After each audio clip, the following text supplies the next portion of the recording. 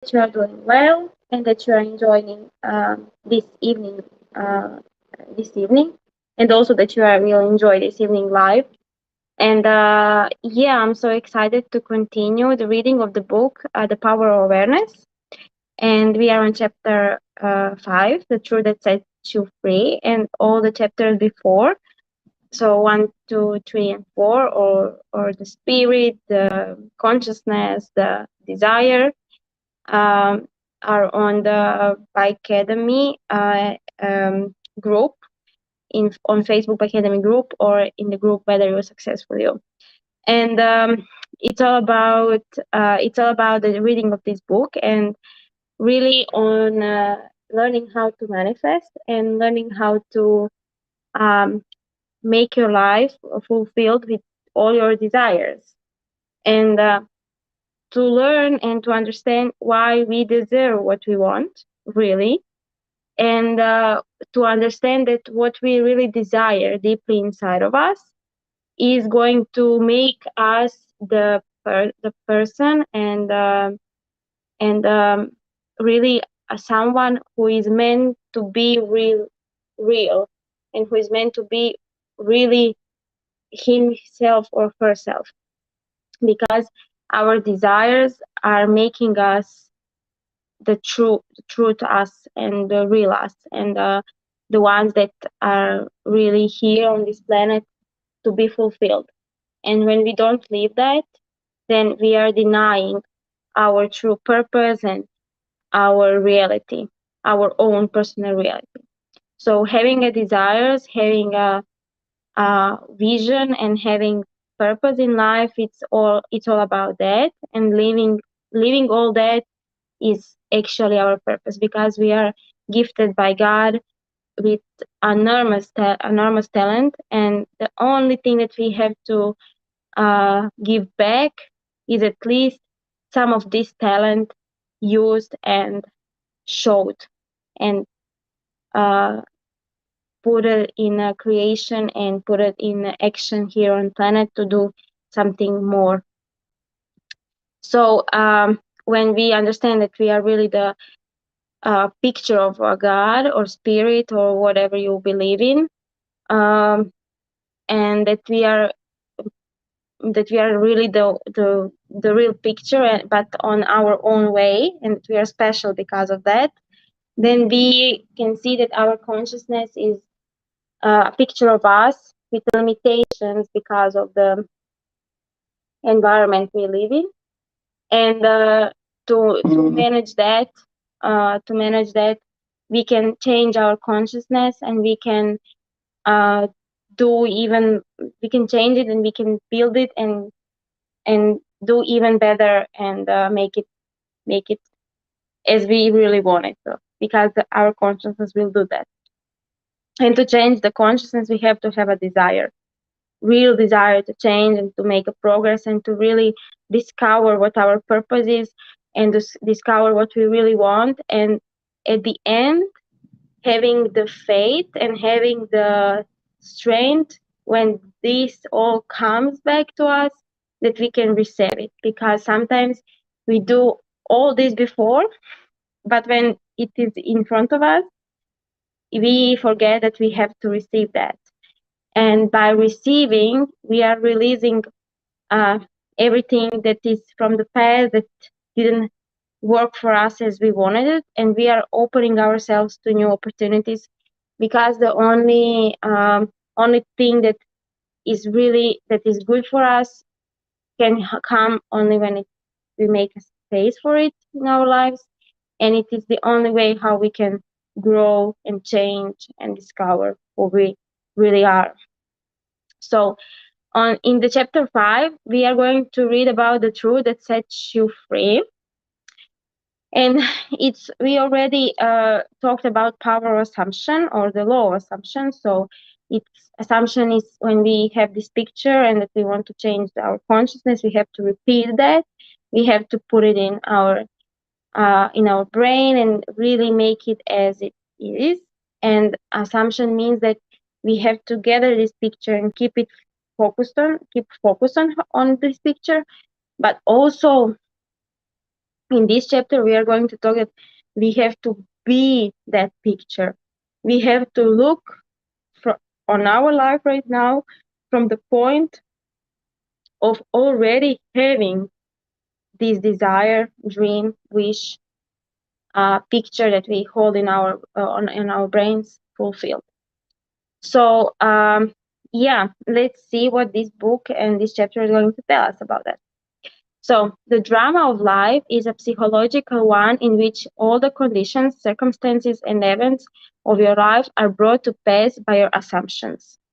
Since your life is determined by your assumptions, you are forced to recognize the fact that you are either a slave to your assumptions or their master.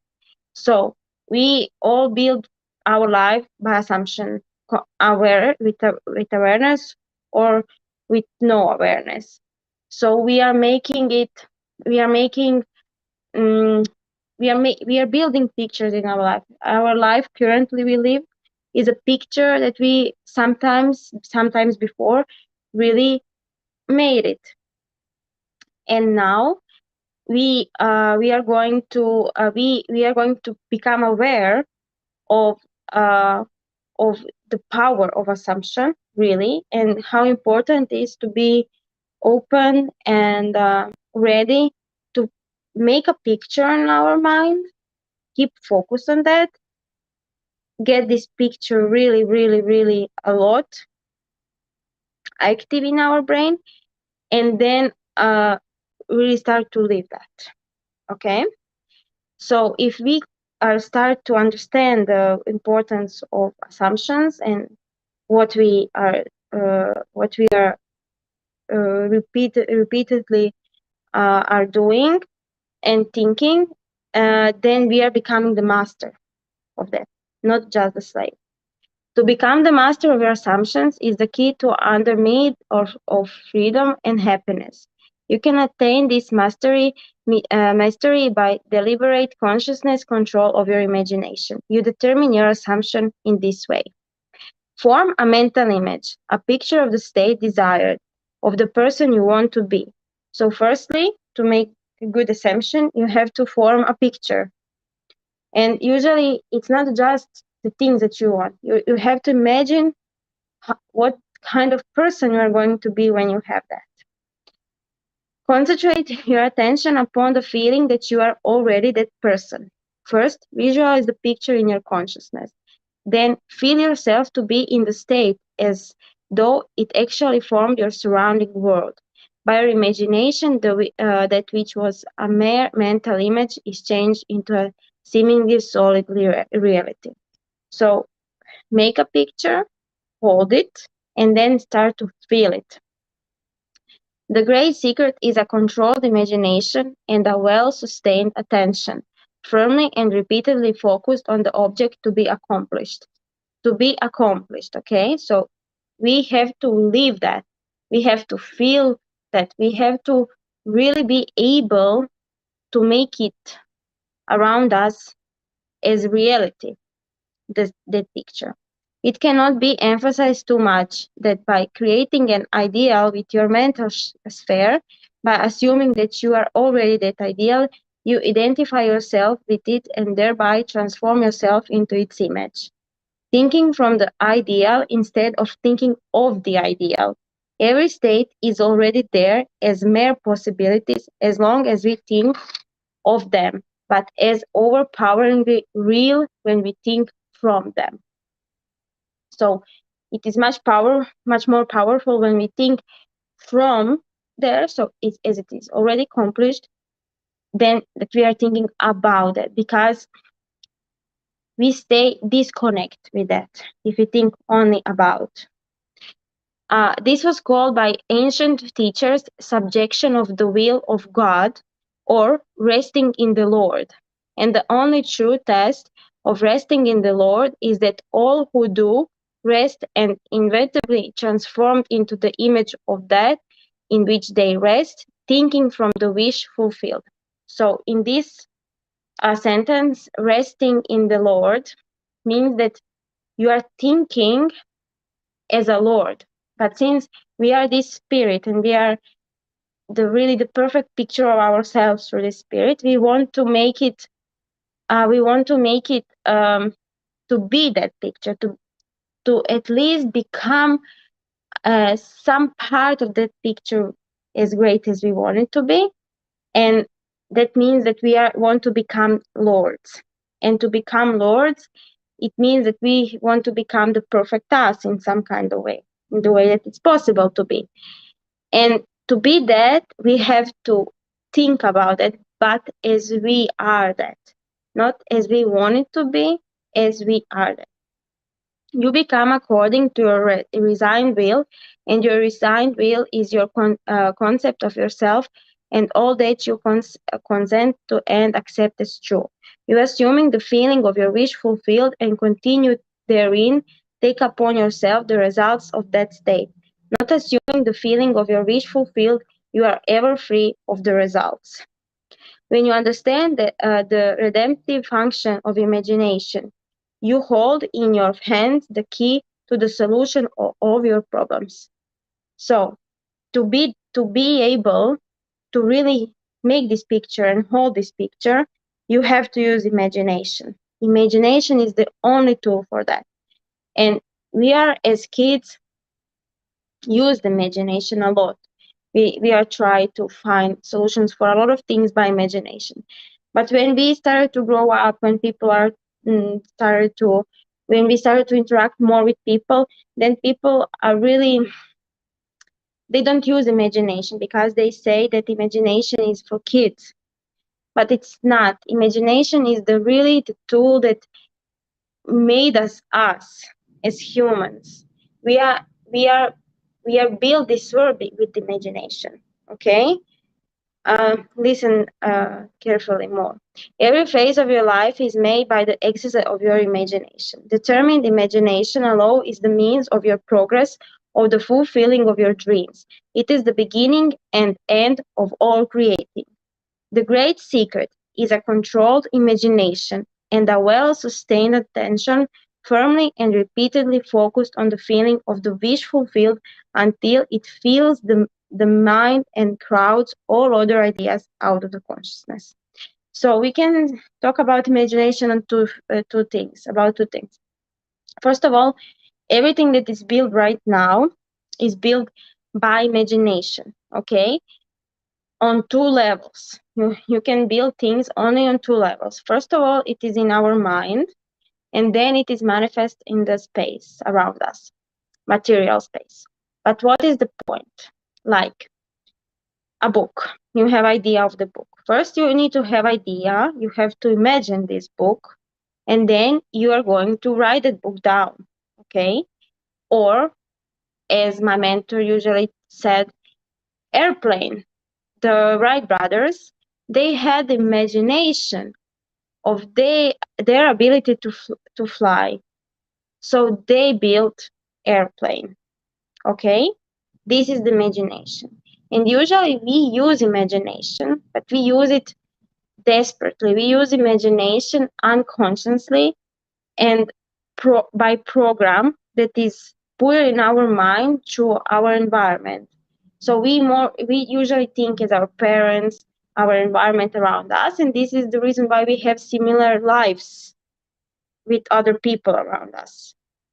And then you have this a couple of people who we find usually lucky, but it's not about the luck, it's all about imagination and belief in yourself, who make something bigger because they didn't allow the normal program enter their mind. They live their imagination. Okay? What greater gifts would be given you than to be told the truth that will set you free?